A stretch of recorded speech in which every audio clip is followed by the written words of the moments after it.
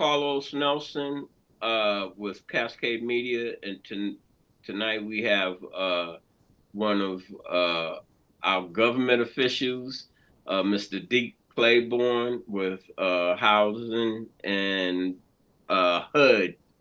And Deke, tell our audience a little bit about uh, HUD, what position you play, and what's HUD has up its sleeve for possibly the 225, 226, and what's coming up in the immediate future that our audience needs to pay attention to.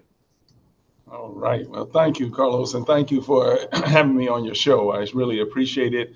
My name is Ulysses Clayborn, but everybody calls me Deke, Deke. I'm a son of a deacon, so that's how I got the nickname Deke. And I'm the what they call the regional administrator for the U.S. Department of Housing and Urban Development, and I cover four states, that is Missouri, Kansas, Iowa, and Nebraska. And HUD, what HUD does is work with our partners, both federal, state, and local, in order to develop and assist in the development of housing, and also not just housing, but the things that come with housing, the things that make a home. HUD's mission is to create strong, sustainable, inclusive communities and quality, affordable homes, not just housing, but homes for all. So, we were talking off camera a little bit about some of the upcoming events, and you were on about 2 or 3 months ago, and you said these things were going to be coming up, and you spoke of some type of development uh, uh, Summit. initiative Yeah. that's coming up, and then you spoke when we talked about the urban core housing, and Yeah. I mentioned I was interested in just things that were associated with people of color, and you said we got something coming up about that. So, Yeah. give our audience a little bit of that information. Sure. Yeah. Yeah. Because see, what our strategic plan is to implement the programs of HUD, but to have them viewed through a lens of equity. And so we are one of our goals and strategic goals is to increase the supply of affordable housing. And we have determined that one of the ways that we can increase the supply of affordable housing is to increase the numbers of developers, especially developers of color. And so we are pulling together a what we call an emerging developers summit, which is going to be held on September the 4th and the 5th. And it's going to be held at Penn Valley Metropolitan Community College's Penn Valley campus. And it will be held on both of those days, 4th and 5th of, of September. And the whole purpose of it is to empower, to provide information, to provide information, not only just financial resources, but also best practices, and direct those to these developers, some who have maybe new to development, some maybe in the middle stages of development, some are very advanced in development, bringing developers together to share information. And also we're going to be providing individuals with the resources that are available to them to help move their development projects along. Uh, uh, so that's what we're Can doing. I you mean, there name will be course. I'm I'm the cutoff king. Do you have any Okay. do you have any development companies or any developers that you can state are going to be participating in this conference? And is it a video or is it live or is it both? Well, right now, I wouldn't want to. We have a number of developers, and not trying to give some greater amplification than others. I don't want to promote, seeing that I'm promoting somebody, but there are going to You're be promoting developers. Hood. That's the only thing I know. I understand. That's exactly right. I'm promoting HUD. I just don't. But I can tell you this: that there will be people there that are expert in what they do. We're going to be joined, and the keynote speakers are going to be Congressman Emmanuel Cleaver, who has been a champion of affordable housing and housing for all levels here in not only here in his district but throughout the country. And also on the second day, the keynote speaker is going to be Julia Gordon. She's the FHA commissioner. She's the head of FHA, the Federal Housing Administration. So we're going to have people there that are excellent at what they do.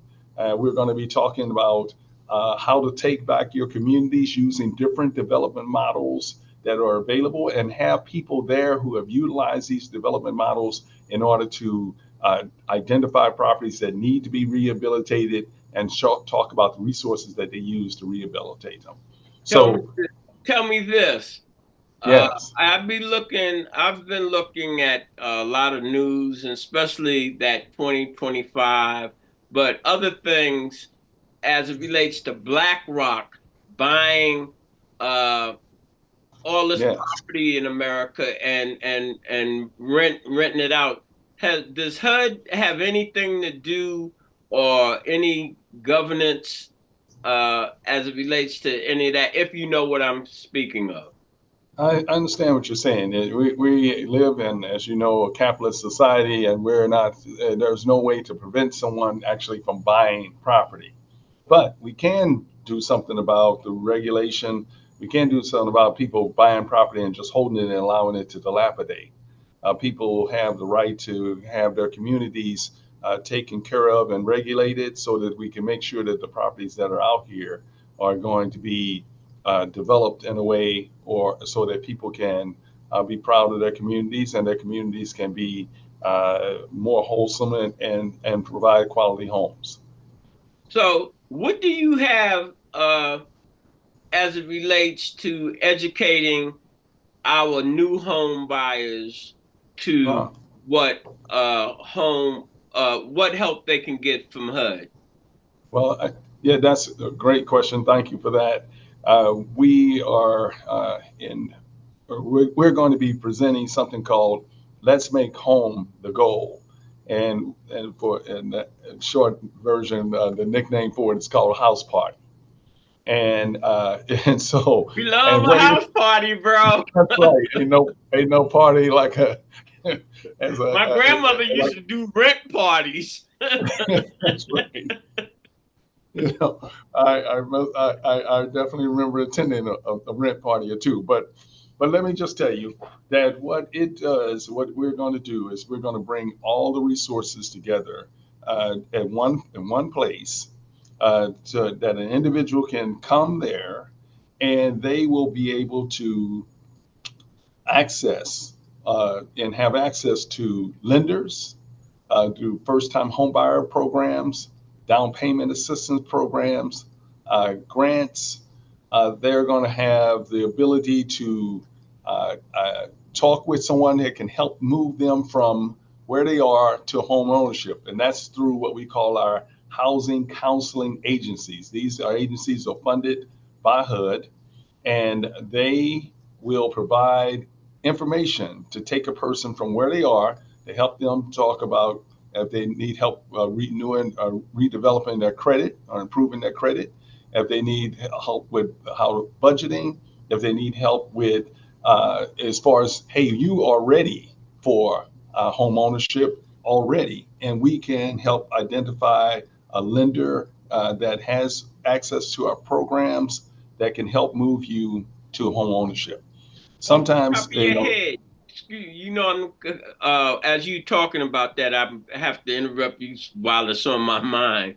mhm. Are there specific banks that you're working with here in Kansas City, or do you work with all the banks? Well, I think all banks that after they, especially those that have FHA, who are FHA approved, Yeah, right? that's the main thing. That they have to be approved. All right. That's right. So, I mean, that we have, this is something that I think, because as we all know, there's a tremendous home ownership gap between Black home ownership brown home ownership rate and white home ownership. And that gap is 30 points. And with respect to black home ownership, between black home ownership and white home ownership, 30 percentage points. And between Hispanic home ownership and white home ownership, maybe 26 percentage points. Well, that's too much of a gap, and we've got to do something about that. And the way we're going to do it is we are going to provide resources and make sure people know that, hey, we can, from where you are right now, here are folks that are really expert at moving people from rental or to home ownership.